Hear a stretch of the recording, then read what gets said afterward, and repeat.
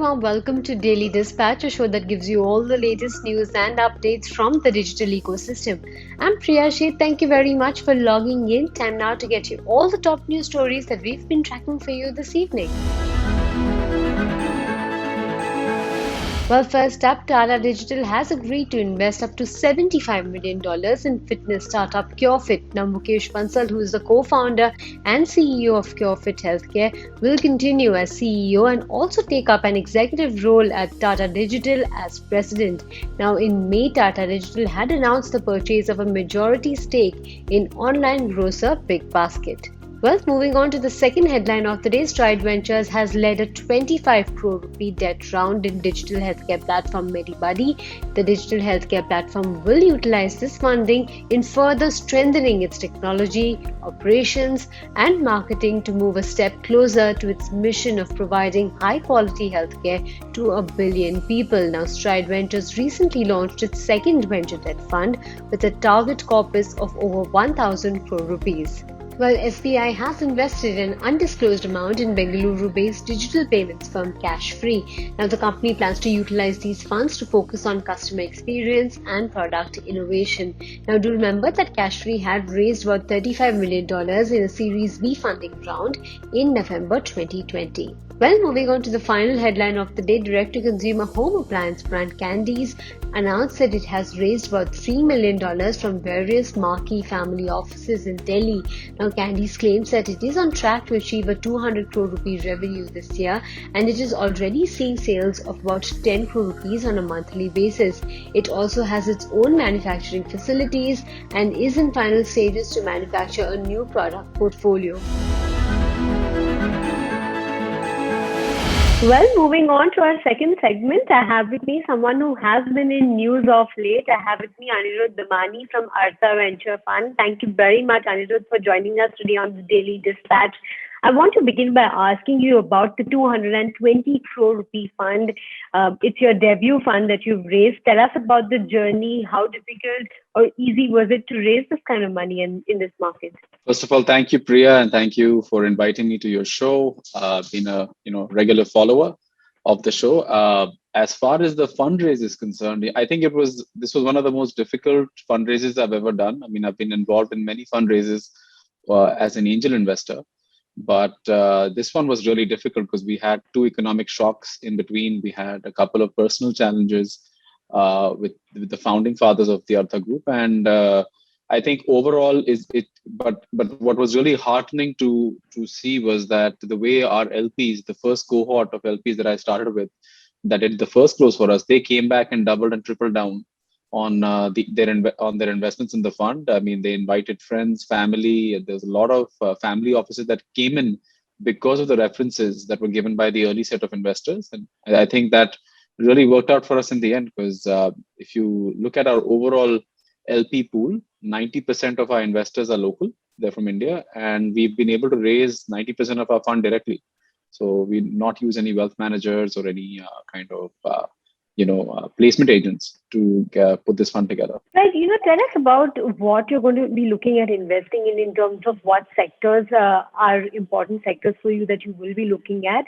And is there a ballpark of maybe 12 to 15 or 20 investments that you'd possibly do from this fund? So the way we look at things is thematically, right? Always been a thematic investor. So one of the three themes we're investing in today is direct to consumer.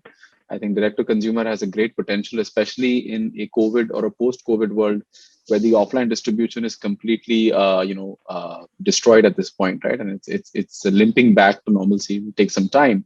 I think besides that, we also like the ecosystem that is supporting this D2C push. So anything from a fintech or a last mile delivery logistics angle that supports D2C, that is another theme that we think will play out really well. And I think this overall industry could be worth over 150 billion in the next 5 years. And a third theme that obviously has done well for me personally and is a flavor even today is the B2B ecosystem, right? If you look at B2B SaaS, especially Indian startups selling abroad, I think that again is a theme that we're very aggressively investing in. We'll be hearing a couple of investments that we've already completed. We're just making the announcements in the next couple of weeks, which are doing some very interesting stuff, selling to corporates and the BFSI sectors in Europe, in in the Middle East, and in Southeast Asia. So, and the way the fund is structured, Priya, to your question, is that we invest in 40 early stage or seed plus companies. We look for companies that have revenues anywhere between the 7 to 10 lakhs a month kind of average. And from those 40 companies, we keep doubling down on the winners in the portfolio. So what we do is that from the 40, we take the top 20, double our check, and then from the top 20 to the top 10 and double the check again. So it's sort of like a 2-4-8 model. 2 crores at seed plus, 4 crores at pre-series A, 8 crores is Series A. So any entrepreneur coming to us can expect, anywhere between 10 to 18 crores over a three round investment. Right. I want to understand the whole valuations picture. At this point in time, everyone's talking about how valuations are inflated, considering that there is so much cash that is chasing startups at this point in time. What is your view on valuations? I think there is definitely valuation surges at the later stages in the ecosystem. I don't think the problem really exists at the seed or seed plus ecosystem. You have certain pockets where obviously you're seeing second time and third time entrepreneurs that have done well with their ventures come back and raise a significant seed round. But those are pockets, right? These are seasoned entrepreneurs who have proven themselves in a previous investment, and they're able to come back and raise a pretty decent seed round for their new investment. But that does not color the entire seed ecosystem, in my opinion. You're still seeing lots of great ventures that are coming in that 10 to 30 crore valuation range, which is where usually I invest in.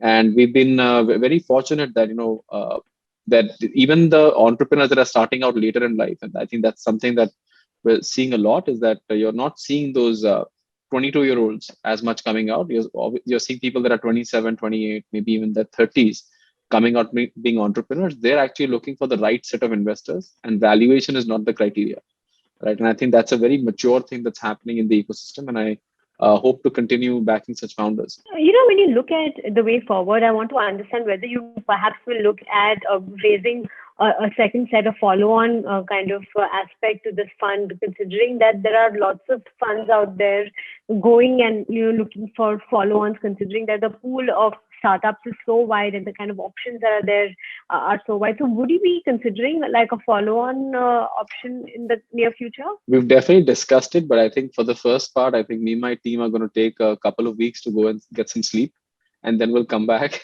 and look at it. But there is a lot of incoming interest, I think, especially from institutions who found our initial fund to be too small to invest, but wanted to come back and be able to invest in Series A's or Series B's of our fund. So I think we are contemplating a plus strategy, but again, it's very, very early stage. I could not even tell you what's going to happen there. But what we're really working on with this additional amount that we've raised is to start working with accelerators and incubators in co-investing with them when they're getting companies within their cohort, and be able to catch the entrepreneur very early and be able to nurture them and get them very quickly into our ecosystem with follow-on checks. Question for all the startups and founders who are watching the show. What does it take for an investor like you to put money into them? Is it a great idea? Is it a good set of reputed serial entrepreneurs who are coming out with their second venture? How difficult or easy is it for a newbie to go out there and seek money from you? It's relatively easy, I would say. I think the only two things we require is that they display execution, right? Execution is extremely key for us, because especially we come in at a very early stage. So I would say 60 to 80% of the focus is on the entrepreneur, whether he will be able to execute, right? And secondly, they need to find a reference. So we don't take cold call or cold email leads. So they have to find somebody within our ecosystem that is willing to back them. And because we're a very small team, we don't have a massive team. So we have to ration out how much energy we can put into a venture.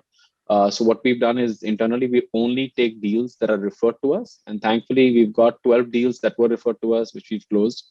Another 5 in our pipeline, which will close, all 5 referred to us. And we have a pretty decent ecosystem. So go find the founders that have backed us and they know us the best. Go find the co-investors who've backed us. You can easily find that information on a Crunchbase or Traction, and ask them to refer you to us, and it will be on top of our list. All right. I think some valuable insights for everybody watching this show. Thank you, Anirudh, for joining us today. It's been a pleasure speaking with you. Thank you so much for your time. Thank you so much, Priya, and thank you so much, your story.